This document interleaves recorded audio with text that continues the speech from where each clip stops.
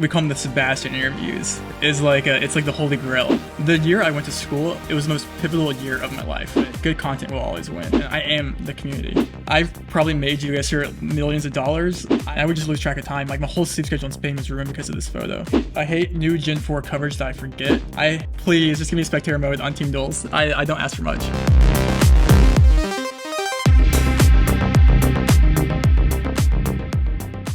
This is the next segment of my 2-hour-long interview with Trevor Rainbolt. If you missed the previous episode, the link is in the description.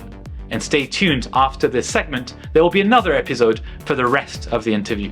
Thanks for watching. Let's gradually shift to GeoGuessr by asking you one question around social media and the fact that you've amassed such a large following on YouTube and TikTok.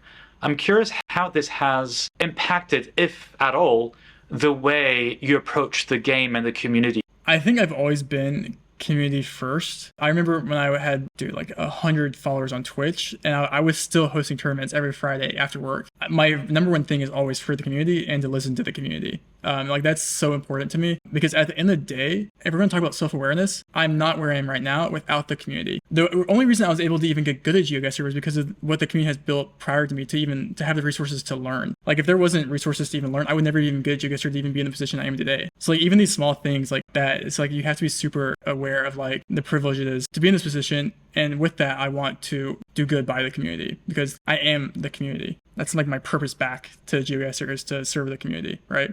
It's like, how can I bring people up with? Is there anything you're more careful about in terms of saying or doing, because you know that you have such a huge influence over the community? I was going to say, in general, I'm just like, the biggest thing is always critiquing the game itself, but that's not really. Sometimes I won't be on the good side of the GeoGuessr devs, as they've done, But in general, I feel like I'm a pretty outspoken person when it comes to the game itself and like what I value in the game. Obviously, it's give and take with like, I think this format, this. You mentioned about being on the good side of the devs, so the developers of the GeoGuessr game by the company itself. A lot of the people I had on this little series of interviews were quite outspoken in terms of what they'd like to see in terms of features or improvements for the game and or the community. What is your take on that? And I think it's totally fine for your voice to be heard also, what you think would be useful. I think I believe you also mentioned that you don't like the fact that the jewels in GeoGuessr is usually on the world map, right, which everyone criticizes. At least every pro player criticizes. Is there anything... the age-old. What is top of mind for you in terms of improvement? I mean, the team duels is probably the biggest, especially for me, where it's like my biggest thing is like being able to play team duels when that's literally 95% of my content on YouTube is tournaments, where I would like to have more benefits and perks added to team duels that obviously would benefit me. But at the end of the day, I'm one person. I think the biggest thing when it comes to thinking about the devs is to put yourself in their shoes and to... Yes, it's easy to criticize and critique, and sometimes I think, how does this ever happen? But it's also easy to lose focus. I'll give a hot take. I think GeoGuessr is more of an app than it is a game, or an app than it is a website. Like I would bet, I don't know the actual numbers on this, but I would bet most of the majority of players that play GeoGuessr come from the iOS store or Google Play Store. And so it's obvious that they're going to be spending time focusing towards those players, because that's... And then it's a business and you want to make money. And so like I don't discredit them for that. Obviously, I wish that there's things that I could do that would make my life easier on tournaments. But at the end of the day, it's also like if you look at any other game, like you look at COD or you look at like any other game that has developers, at least the GeoGuessr devs are within the community and are actively like, I think they genuinely want to do best. And if like their intent is to help the community, that's all you can really ask for. And like, sure, they could do better. I think you're too polite. This is my media trained answer, by the way. It seems you're implying, but I don't want to put words in your mouth, that most of the possibly hundreds of thousands or millions of users mostly using their mobile devices or tablets, but the real experience of the game seems to be on the web, right? You need to use a desktop, a monitor, or a laptop of some kind to be able to truly play. Is that what you're really saying?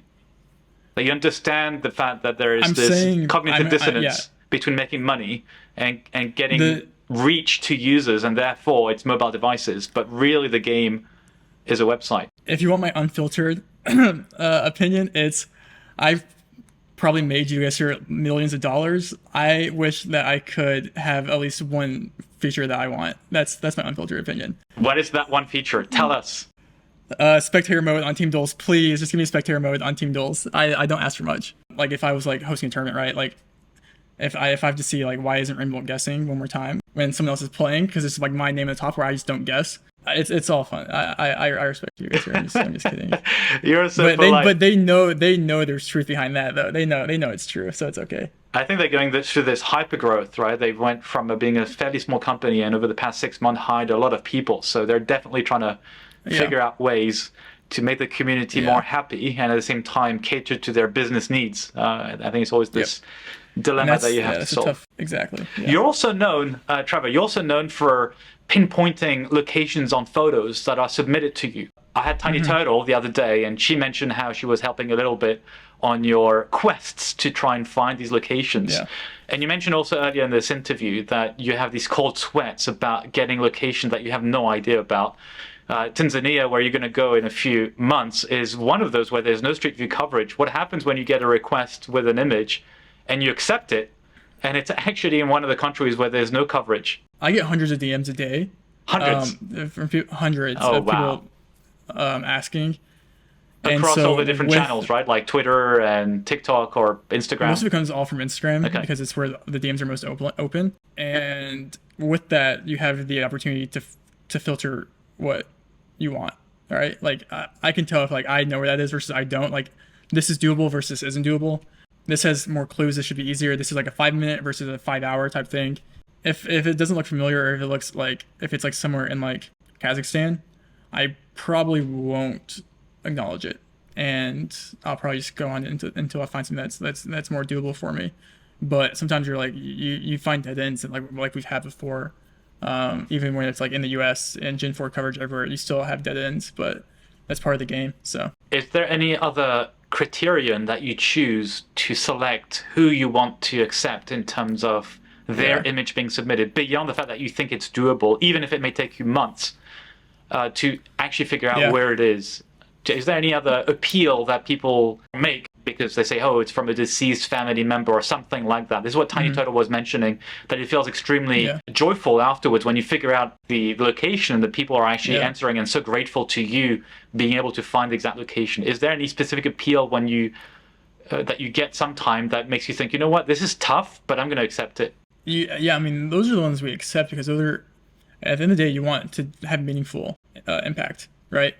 So someone saying, hey, I took this photo outside my house, but you can't find where I am, versus, hey, like, this is my grandma's old house, like, this would mean a lot for my child that was just born. Obviously, like, apples versus oranges, but I pick ones that I think have impact, that I think would actually mean something to that person, and I filter out, because within the hundreds, I think it's so important. This is like such an important responsibility on my end, is to filter out the people with negative intentions, and I hope I'm 100% so far. I hope that that's just something that you have to be aware of. Is like when people are asking to find photos, you have to know their intent, and so I make sure to, like, before I ever start looking for a location, I proof check, I fact check, I make sure like this person isn't trying to stalk someone.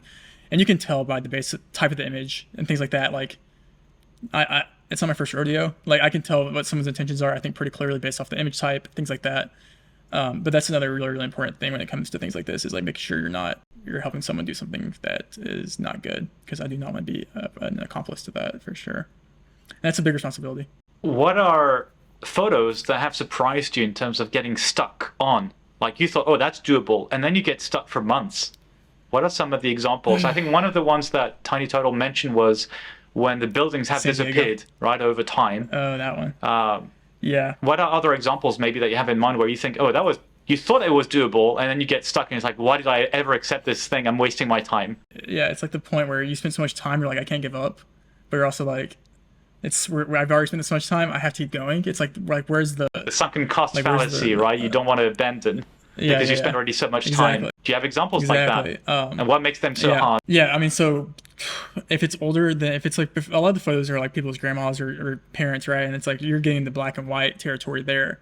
And that immediately makes it hard if it's not in Street View, right? because then you're using satellite, and satellite isn't, you have historic satellite on Google Earth. That's always tough. The biggest one that comes to mind is when you just have like, it's like a rural, like just you're going off vegetation. There's one that I spent probably a couple of weeks on, maybe over a month, probably 5-6 weeks. It was like this, and I never ended up posting it. People think I do these and I don't post them. Like I just do them because they're fun, right? And I actually want to help these. I'm not just doing this for content. Like that's the thing too. There's some I never post. And there's this one that we spent so long on. It was in Colorado. But it got to the point where I had given up. I spent so much time. I had gone through over probably hundreds of thousands of photos on like an app called All Trails, because I knew it was like a hiking trail. And you're literally just looking for trees and like a rock landscape in the back that lines up. I put a podcast on the background and just look through photos, right? And that's the hardest thing, is just matching vegetation, because trees look a lot the same. But once I find a dead end, I outsource and I start going on Instagram and get savvy with it. Like, hey, I know the general location. I feel like I have a pretty confident idea of where this is. It's like within like 50 kilometers of this area, and I'll just reach out to people. So it was like this specific photo was like it was like on a hike in Colorado in a certain area, I thought it was. And so I had reached out to like local hikers and like photographers in that region of Colorado. Sent them and just said, hey, this is where I think it is. I have this information on it. This. Have you ever seen this? And sometimes it's like, no, we have no leads for you. Or sometimes they have really, really helpful leads. And getting those leads are sometimes night and day, because you would never be able to find it by yourself. And that's important to know for sure, because a lot of it is just manpower, just going through it. Have you ever been so immersed in your quest to finding a location, whether as part of a photo like this or even playing GeoGuessr, that you completely lost track of time and you even forgot maybe where you were in real life? Yeah, I mean, there's one we call the San Diego. It's because it's in San Diego, I hope. Man, when I was in Spain, I was spending like up to 4 a.m. like every night for like 3 weeks. And I would just lose track of time. Like my whole sleep schedule in Spain was ruined because of this photo. Still haven't found it. Yeah, you get immersed, especially when you're just like, you have like music on in the background. I just have like some chill music, and you're just like going through Street View. You know, it's like, it's easy to get lost track of time. It's like playing any other game that you enjoy. I see it as it's a game at the end of the day, really. Is it the kind of music you put on during the weekly tournaments? The kind of chill, epic music? Nah, it's like house. Okay. I like the Rufus Du Sol, that type of. What are some names that you enjoy? Is that specific names or albums, or just random playlists? Yeah, I think anyone should just listen. It's like anything piano. I'll just listen to instrumental piano just like 24/7. It's just like so good to have on the background. I don't like having lyrics. That's the thing. I can't focus with lyrics. This has been a thing for me. I don't know what that is. Maybe there's some sort of like something there, but if I'm like trying to get any work done at all, I cannot have lyrics. So everything I listen to is just like instrumentals. Have you ever tried to convince some of your pre-existing friends, pre-GeoGuessr friends, or family members to play GeoGuessr? And if yes, what was their reaction like? I have the funniest story. I used to play with my brother all the time, and we were both garbage. I remember he came to my house in LA and we would play, and it's like before I ever even started playing GeoGuessr, and we were like so bad. And he came back a year later. He's like, dude, what the heck happened? I like to not like tell people that I had practice to make myself look even cooler, you know? There's like this thing, I don't know if Google does this, but you know, like especially during COVID, the biggest thing that people did was like, we need to have like more happy hours and get-togethers and like have team bonding events, right? And so like our office would put together like different team bonding events like once a month or something to like meet different people in the organization as you work from home and things like that. Someone asked if we could just play GeoGuessr as our team bonding experience, with no idea that I love playing GeoGuessr. And so that was probably like a top 3 flex in my life, I would say. Was just pulling up and just dominating in GeoGuessr against my coworkers without having any idea. What was their reaction when they saw you play? Why are you cheating? Classic. Yeah. What's the deal? I think I've missed some reference here or background story. What's the deal with Pepega Avenue? Yeah, it's just like an inside joke within the community. May Potato built like a whole Google Doc, like a 10-page doc on how the region guessed Pepega. And so it's just like, Pepega's like an inside joke within the Twitch community. It's like an emote. What are the things that you hate in the game beyond Danish intersections? Wow, you really enjoyed the tournament last night. What are things you hate beyond Danish intersection? And explain why you hate Danish intersection and why they should not even exist on the planet. You said in the game, but I'm exaggerating and saying in the planet. No, I agree. Maybe even the universe. Actually, yeah, definitely. Like, just remove every side. I mean, it's like an ongoing inside joke I have within my community that reading is cringe. And Danish intersection science is purely reading. Because Denmark is just notoriously known for having science every intersection possible. And so, like, for someone that is like, hates reading. It's kind of my worst nightmare because I don't want to sit there and scan. That's kind of boring to me. Outside of that, I mean, the obvious answer is like Indo and Russia, just because it's a skill issue on my end. What do I hate? I hate new Gen 4 coverage that I forget. That's a thing that I forget about. If like I haven't played the game in a while, which I don't really play the game that often anymore, really. I probably play, which is probably not good, but it's just ebbs and flows of the game, you know, like any game. You go a couple weeks without playing. You went a couple of weeks without playing? Really? I only play like 1 or 2 games a week right now, if even. If I haven't sat down and played GeoGuessr and probably like actually played GeoGuessr.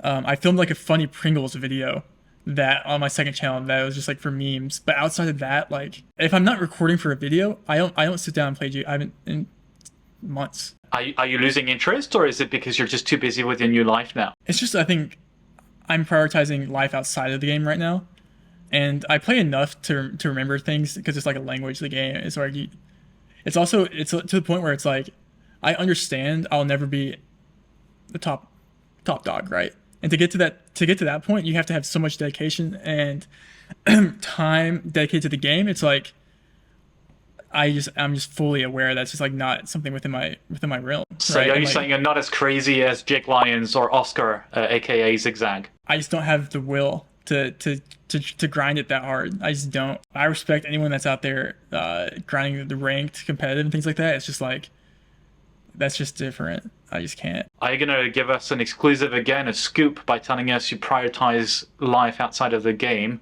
because there's an upcoming Mrs. Rainbolt? I'm teasing. Well, no. Yeah, touching grass. This is what happens. Which grass? No. From which country? Because you can't just take any grass. You have touch a all the preference. grass in every country.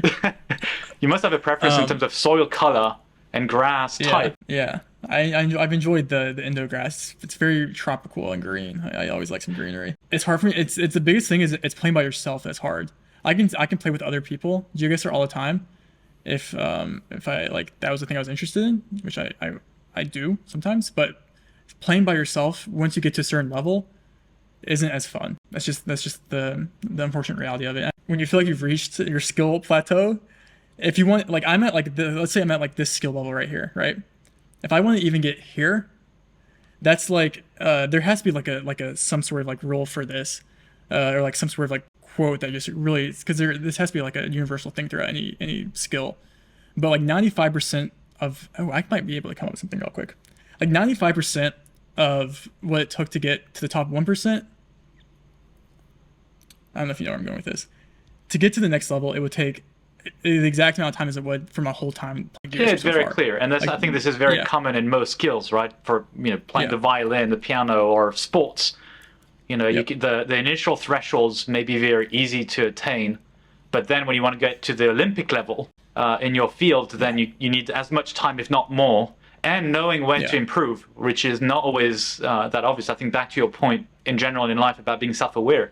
Because if you keep practicing the same map or the same things what you're good at, you're not going to improve. So you also need to be very specific. Let's talk about the community very, very briefly. Did you see anything in terms of evolution of the GeoGuessr community, people around you or the wider community? And how would you like to see it evolve? If there's anything that you'd like to see people do more of. I'm not talking about the company here. I'm talking about the community, right? The people around you. Itself. Yeah, I mean, I think the most obvious thing that anyone would point to would be the tournaments over the past year that has kind of shifted the way everyone plays GeoGuessr, right? The amount of people that have told me the only reason they even play GeoGuessr anymore is because of the tournaments, right? Because it's become more competitive? It's become too competitive? Competitive. And I will say, I don't like that. I hate that, actually. I'll say on that record by saying, I want people to play the game because they enjoy it and not because they want to be competitive, which is a double-edged sword.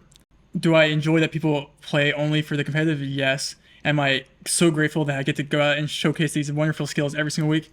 That's the only reason I do it. Do I go into these tournaments thinking I'm going to win? Never. I go into these tournaments to showcase the community and to give the community a platform. That's my goal, right? I give 1,000 eyes every single week on Twitch, 30,000 on YouTube, call it a day. That's good, right? So it's a bit paradoxical, right? You're saying you hate it that it becomes so competitive, but then you're also hosting these tournaments. You want people to have fun, but then you're saying the wrong message by also organizing these tournaments. Exactly. Exactly right. How do you live with that? It's a double-edged sword. There's guilt. What can everyone do about it? What could you do about it so that people don't forget the fun aspect of it? I don't know if there's anything I can do. You know, it's just like the tournaments are there. You have to make it more fun, make it more relaxed, less competitive, right? Which maybe is not what I'm doing now with a 10-week season. If people want to grind the game and they have a purpose to grind the game, I'm glad to give them a purpose to grind the game. I just wish that they can grind the game and become the best version. And like the reason we have so many talented players now is probably because of the tournaments. Like that really pushes people to play and practice. Like people really practice for these tournaments, and that's like such a cool thing to recognize. Like someone spent their week practicing for this tournament. Like that's such a cool thing to showcase. But I love competitive. Don't get me wrong. If there was a game mode in which players could sabotage each other's guesses, what kind of devious tricks would you use to throw off your opponents? Dude, I've thought of this game mode. I've pitched this game mode so many times, Really? and no one is on board. I like if you're down, I'm down. Let's start a tourney. I want to do a tourney where it's like one person on every team. It's like a 5v5, right? And one person on every team is the mole. The traitor. They have to like the mole. Yeah, and they have to sabotage their team and make sure they lose, or and whatever mole wins. But what I would do, honestly. You're a cheeky one. You're a naughty one, right? A little bit. To think about this thing. I would just. It's not just me then. Well, I'm like a very content driven person, right? Like I look at tournaments as like what differentiates this like YouTube tournament from the last one. Yeah, it's like, is there even anything? Do I even want anything?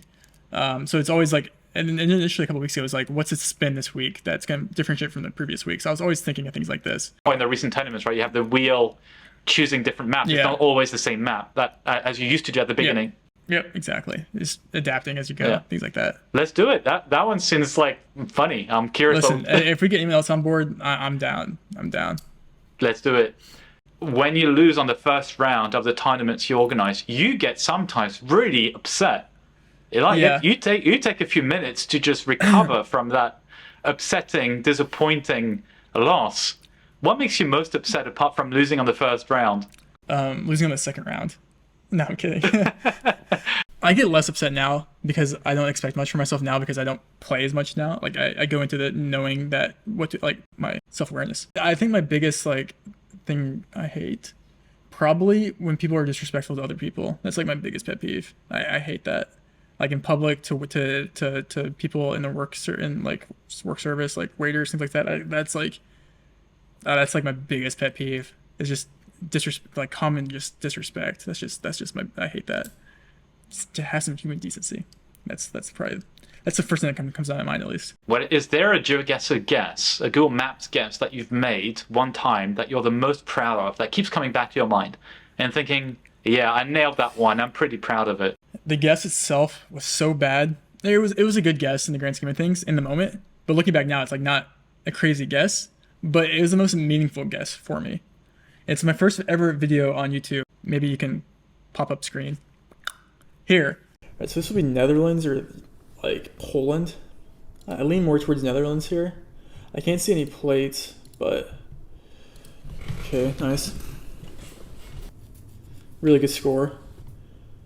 I think these are Cambodian bollards driving right. Got a good round going here. If we get this right. Oh, okay. Nice. My main goal in GeoGuessr was to get 24,000 NMPZ 10 seconds on ADW. Anyone on that played GeoGuessr in that time that liked to guess fast and played ADW a lot, that's how you separate yourself from the boys from the men. That was it. And so like I remember trying for that so hard, so long. I remember one like night I finally got it. Come down to like a Serbia guess, and I didn't know if it was Serbia or not. Now it's in hindsight, it's a very obvious Serbia.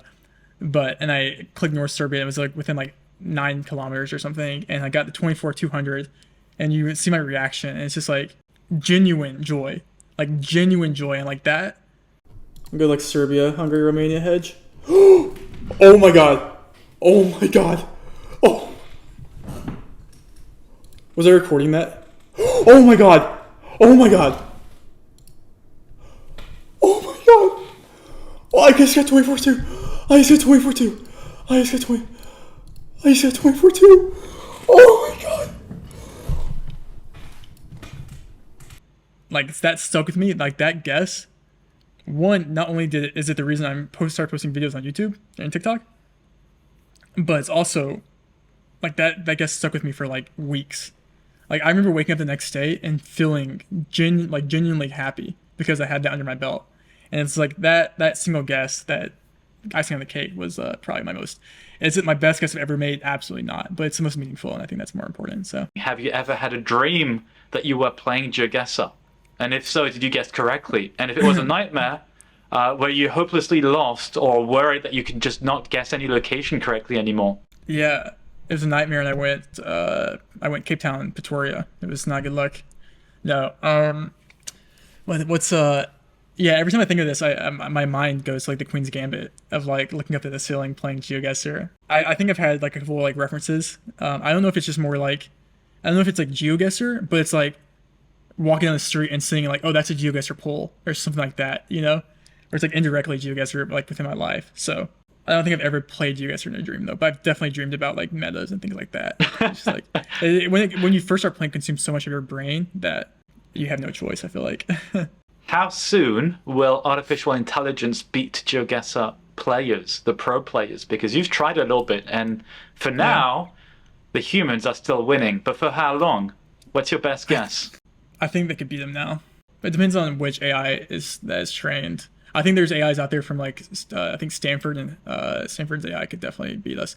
It didn't compete in the tournament very well because of different technicalities of team duels guessing. But if I was like 1v1 the Stanford AI now, I'm probably getting smoked. It's just straight up. And that's just like, you know, AI is the future, so you gotta accept it, you know. I think this is important because I think the next step, the next evolution of GeoGuessr is reverse engineering AI into making them, training AI into seeing what they're guessing and reversing it to seeing why they made that guess, and then using that to educate yourself.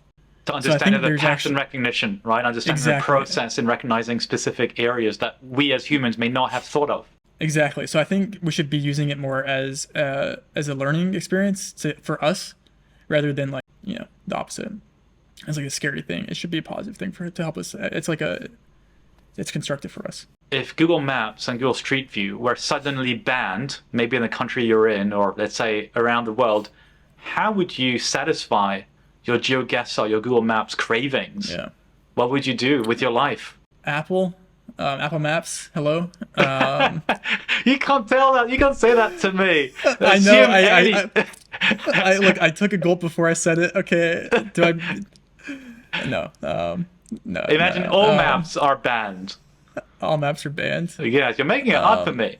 Asking my old employer for a job. So. I would never be able to go anywhere. I would get lost in every direction. And my life is just I'm never leaving Indonesia. I don't know how to get to the airport. You know, like there's so many different ways that we utilize apps or maps. I'm screwed.